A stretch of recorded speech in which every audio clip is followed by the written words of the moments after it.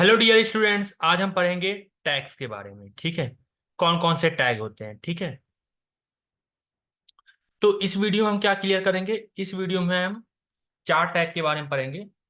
तो पहले हम फाइल बना लेते हैं, इंडेक्स टू HTML करके। ठीक है, ये हमने फाइल बना लिया। ठीक है, तो वो कौन कौन से टैग होंगे ये भी हम डिस्कस कर लेते हैं। ठीक है, तो सबसे पहले हम बनाएंगे स्ट्रक्चर।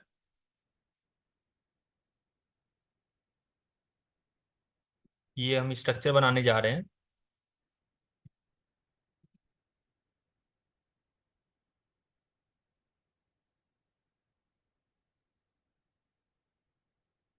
तो यहाँ हम पहले स्ट्रक्चर बना लेते हैं, इसके बाद हम बात करते हैं कौन कौन से चार वो टैग होंगे जिसके बारे में हम पढ़ेंगे। ठीक है, ये स्ट्रक्चर आपको आना चाहिए। ठीक है, बिना देखे, क्योंकि ये इंपॉर्टेंट टर्म है, क्योंकि इसके बिना तो आप कर ही नहीं सकते हो। ठीक है, यहाँ हम लिखेंगे टाइप्स ऑफ टैग। ठीक, और यहाँ देखो हम कमेंट करके लिख दे रहे हैं कौन कौन से टैग के बारे में बात करेंगे। तो पहला होगा आपका हेडिंग टैग, दूसरा होगा आपका पैराग्राफ टैग, तीसरा होगा आपका स्पैन टैग, चौथा होगा आपका अम, चौथा हम बात करेंगे इमेज टैग के बारे में। ठीक है, तो ये टैग हमारे होंगे। ठीक है, तो चलो वन बाय वन क्लियर करते हैं। ठीक है, चलो। तो पहला हम लिखने जा रहे हैं, वो है हमारा हेडिंग टैग। ठीक है, तो ये क्या होता है, use to write a heading. ठीक है, इसका यूज हम करते हैं हेडिंग को लिखने के लिए। ठीक है, और ये कितने तरह के होते हैं, ठीक है, इसके बारे में बात कर लेते हैं। There are 6 types of heading. ठीक है, यहाँ पे 6 ही होता है, 7 नहीं। मतलब कि जैसे कि मैं आपको बताऊं, लाइक H1 से लेकर H6 तक। ठीक है, चलो। तो यहाँ पर क्या मैं लिख दे रहा हूँ, H1, यहाँ पे नहीं, ठीक है, नीचे लिखते हैं। ठीक, यहाँ हमने लिख दिया H1 टैग, यहाँ लिख दिया मैंने दिस इज लार्जेस्ट हेडिंग। ठीक है, ये आपका सबसे बड़ा, मतलब ये सबसे बड़ा होता है हेडिंग की फॉर्मेट में। ठीक है, और इससे छोटा होता है आपका H2 टैग। ठीक, और इससे इससे छोटा होता है आपका H3 टैग। ठीक, और इससे इससे छोटा होता है आपका H4 टैग। ठीक, फिर इसी तरह आपका होगा H5 टैग। ठीक, और जो H6 होता है वो आपका क्या होता है, वो होता है स्मॉलेस्ट टैग। ठीक है, स्मॉलेस्ट हेडिंग टैग। ठीक, ये हमने सेव कर दिया और हम देखने जा रहे हैं, इसको रन कर रहे हैं। ठीक है,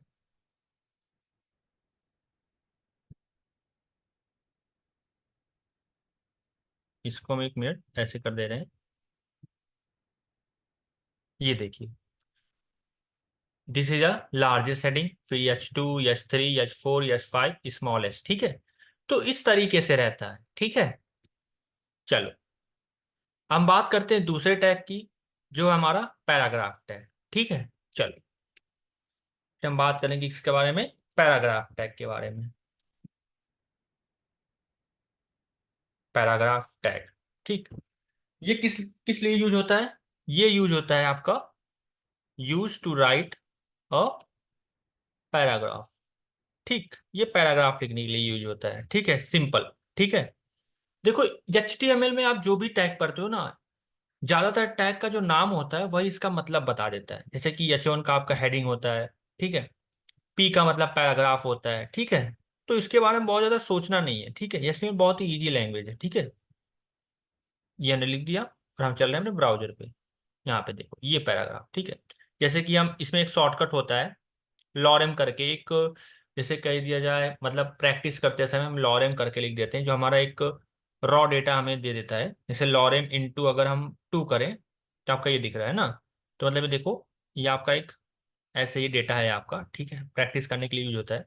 अगर हम चाहें तो ऐसे करके इंटू 5 कर दें, फिर एंटर कर दें, तो देखो ये 5 टाइम्स आ गया। ठीक है, और मैं देखूँ यहाँ पर, देखो एक तरह से क्या है, ये एक पैराग्राफ है। ठीक है, चलो हमारा तीसरा टैग क्या है? तीसरा टैग है आपका स्पैन टैग। ठीक है, चलो अब इसको भी देख लेते हैं।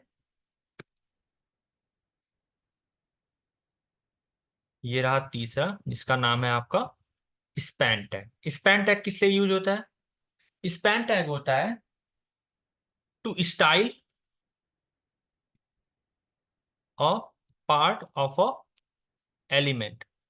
ठीक, एलिमेंट मतलब क्या, जैसे कि आप जो कुछ भी देख रहे हो, चाहे पैराग्राफ हो, ठीक है, चाहे वो H6 हो, H5 हो, H4, ये सब सारी चीजें क्या है, ये सब कुछ एक एलिमेंट है। ठीक है, क्या है? एक एलिमेंट। ठीक है, ये HTML में हमें हर मतलब जो टैग्स होते हैं, जो भी डेटा उसमें लिखा जाता है, उसको हम क्या बोलते हैं? As a element. जैसे कि H1 एक एलिमेंट है, H2 एक और एलिमेंट है, H3 भी एक एलिमेंट है, P जो लिखा है P का टैग के अंदर, ये सब क्या है? एक एलिमेंट है। ठीक है, to style a part of a element मतलब कि देखो, जैसे कि मान लो मैं लिख देता हूं, ठीक है, ये मैंने लिख दिया है। ठीक है, मैं लिख दिया दिस इज अ कंट्री, ये मैंने लिख दिया, ये मैंने लिख दिया। ठीक, अब देखो मैं चाहता हूँ ये जो कंट्री है, इसमें मैं कुछ स्टाइलिंग देना चाहता हूँ। ये क्या है? ये पूरा एलिमेंट है। ठीक है, अगर मैं इसके कुछ पार्ट को, ठीक है, एक पार्ट है आपका कंट्री, इसको मैं स्टाइलिंग देना चाहता हूँ, तो हम वहां पे क्या यूज करेंगे? स्पैन टैग को, कुछ इस तरह से। ठीक है, स्पैन टैग क्या होता है? एक पेयर टैग होता है। पेयर टैग तो आपका ये भी होता है, क्या कहते हैं, पैराग्राफ भी होता है, हेडिंग भी होता है। तो ये सब आपको पता होना चाहिए। ठीक है, यहाँ पे मैं स्टाइलिंग में देता हूँ। ठीक, ये सब मैं आपको आगे बताऊंगा। ये स्टाइलिंग क्या है? स्टाइलिंग मतलब कलर दे रहे हैं हम स्टाइलिंग में, CSS का पार्ट है।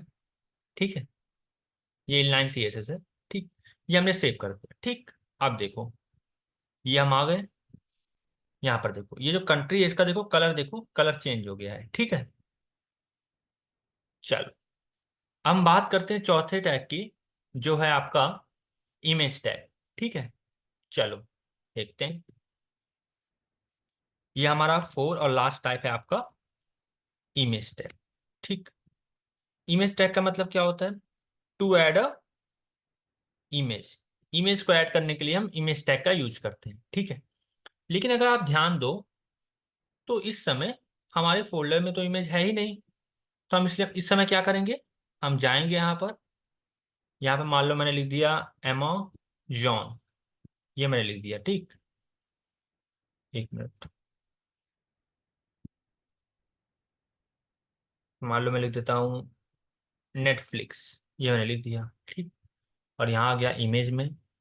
मैं डाउनलोड कर रहा हूँ इमेज को, फिर अपने फोल्डर में डालूंगा, फिर उस फोल्डर से कनेक्ट करके मैं अपने साइट पर दिखाऊंगा। ठीक, मान लो ये पहला इमेज ही है, मैं इस पे मैं राइट क्लिक करूंगा, यहाँ पर क्लिक करूंगा आपका सेव इमेज एज पे। ठीक है, फिर इसके बाद डॉक्यूमेंट, जहाँ पर भी है मेरा फाइल, यहाँ मेरा फोल्डर में, इस वाले फोल्डर में, HTML वाले में, इसका मैं नाम रखूंगा, मान लो मैं लिख देता हूँ Image 1। ठीक, यहाँ देखो हमारे फोल्डर में शो हो रहा है। ठीक है, हम किस कैसे इसको ऐड करेंगे? ऐड करने के लिए कैसे होता है दिखाता हूँ। जो इमेज टैग होता है वो कौन सा टैग होता है?